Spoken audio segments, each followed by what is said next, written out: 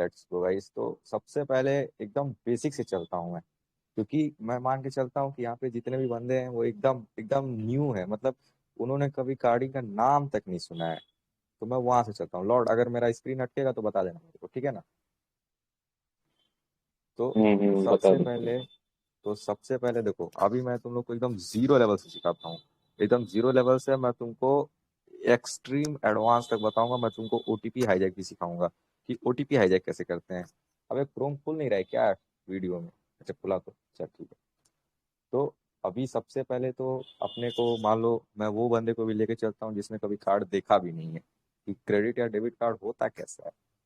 तो वो दिखा देते हैं एक बार बंदे को। थोड़ा सा एक्सप्लेन करना जरूरी होता है मेरे भाई, क्योंकि ऐसे बंदा क्या करता है ना कि वो सोचता है कि मेरे को तो कुछ समझ ही नहीं है, मेरे को तो सिखा ही नहीं रहे लोग। यार चूत हिचकी कितना तेज आ रहा है। अरे वीडियो बहुत लैग कर रहा है भाई। भाई चूरा पड़ा है। हाँ तो देखो, इसमें से हम उठा लेते हैं ये वाला कार्ड। अभी आप लोग सीन ये रहेगा ना कि एकदम सुनते चलना अच्छे से, और जो जो मैं बोलूंगा वो लास्ट में पूछने वाला हूँ। जो ना बताएगा भैया उसको भगा दूंगा यहाँ से। आराम से। चलो इसी को जूम कर लेते हैं। तो अभी आप लोग को स्क्रीन पे एक कार्ड दिख रहा है।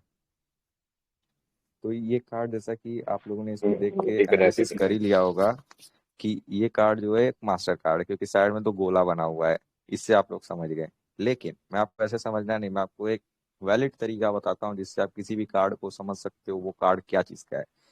जो कार्ड नंबर, देखो ये कार्ड नंबर 5 से स्टार्ट है ना, तो ये आप नोट कर लो कि जो कार्ड 5 से स्टार्ट होगा वो मास्टर का होता है। जो कार्ड 3 से स्टार्ट होता है वो एमएक्स का होता है, यानी अमेरिकन एक्सप्रेस। जो कार्ड 4 से स्टार्ट होता है वो वीजा का होता है। और वही जो 6 से स्टार्ट होता है उसको डिस्कवरी बोलते हैं। डिस्कवरी हो गया, रुपए हो गया, या और भी बहुत सारे कार्ड्स होते हैं। तो बेसिकली हमको देखो डिस्कवरी को अवॉइड करना होता है। जो हम लोग गेम खेलते हैं वो एमएक्स, वीजा और मास्टर पे ही खेलते हैं। ठीक है। तो इससे आप लोग को सीन क्लियर हो गया। अभी आप लोगों ने बहुत सा सुना होगा कि भैया ये जो बिन होता है, तो बिन क्या होता है भैया? तो भैया देखो, बिन जो होता है ये देखो 5412751 है ना। नहीं सॉरी, 5412751। ये या तो 6 डिजिट, या तो 7512 को भी ले लो, या तो 8 डिजिट। जो कार्ड के स्टार्टिंग के 6 या 8 डिजिट होते हैं उनको बिन बोला जाता है। बिन बेसिकली होता है बैंक आइडेंटिफिकेशन नंबर, जो कि बैंक के द्वारा डिसाइड किया जाता है। बैंक अलॉट करता है बिन्स को। ठीक है ना?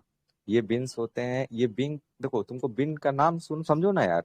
बैंक आइडेंटिफिकेशन नंबर यानी बैंक को आइडेंटिफाई करने वाला नंबर, उसी को बिन बोलते हैं। अब जैसे ये बिन है 5412751, ठीक है ना? तो ये किसी बैंक को बता रहा है कि ये जो कार्ड है ये इस बैंक का है। इसको बिन बोलते हैं, ठीक है ना? तो बिन का कॉन्सेप्ट क्लियर हुआ आप लोग का।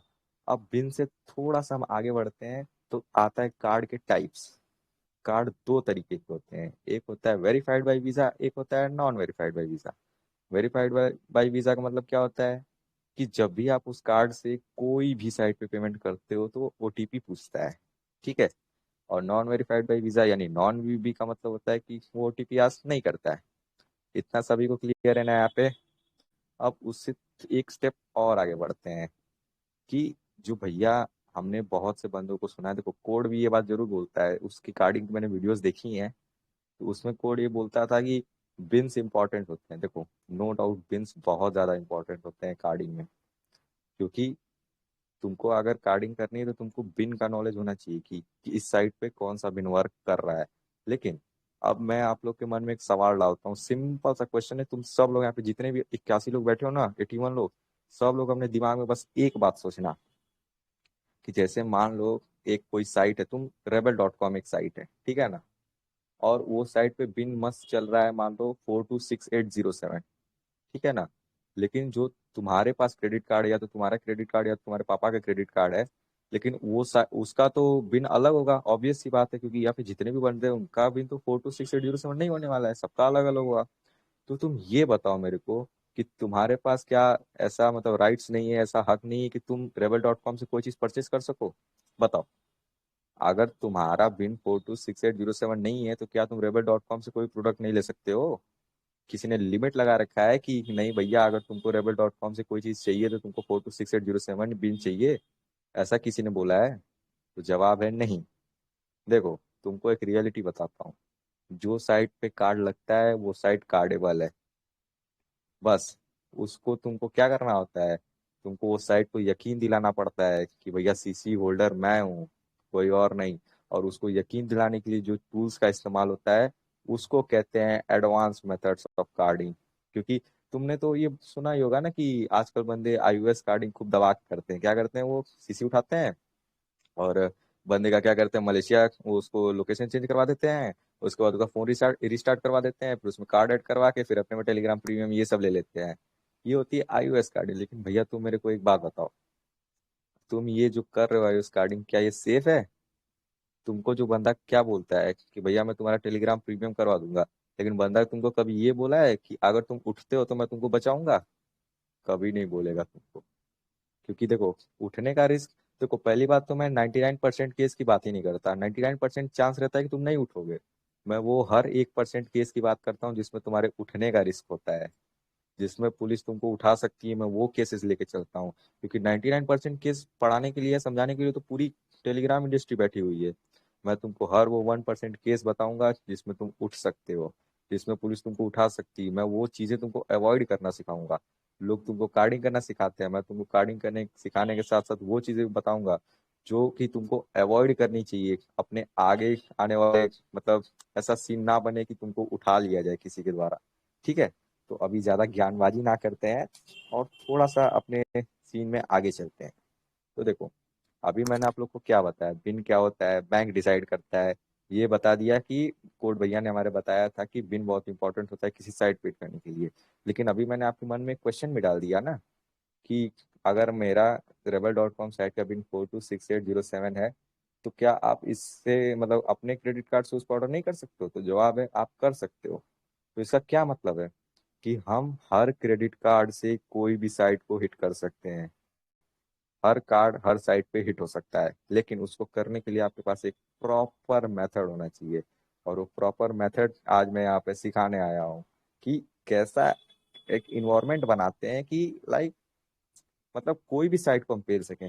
तो इसके लिए मेरा देखो, मेरा जो फेवरेट मेथड है ना वो है कहानी। क्योंकि मैं टेक्निकल चीजें कम बताता हूँ, मैं तुम लोग को स्टोरी से बताता हूँ। तो उसके लिए मेरा फेवरेट है पेंट।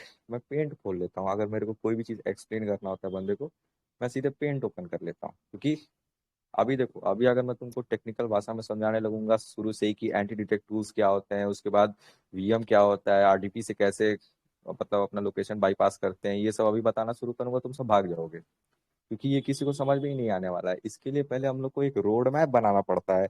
वो रोड मैप की वजह से ही हम चीजें समझते हैं। अभी यहाँ पे किसी को डिजिटल फिंगरप्रिंट का पता नहीं होगा, वेब आईडी आरटीसी क्या होता है पता नहीं होगा, एचटीटीपी पे हेडर्स क्या होते हैं किसी को पता है यहाँ पे, या सैंडबॉक्स इन्वायरमेंट क्या होता है, नहीं पता होगा। तो ये सब चीजें बताने के लिए ना पहले मेरे को एक इन्वायरमेंट क्रिएट करना पड़ेगा। क्योंकि अगर मैं डायरेक्ट कंप्यूटर की लैंग्वेज बोलना शुरू कर दिया तो यहाँ पे बंदों को तो कुछ समझ में नहीं आने वाला है। तो पहले मेरे को एक इन्वायरमेंट क्रिएट करने दो।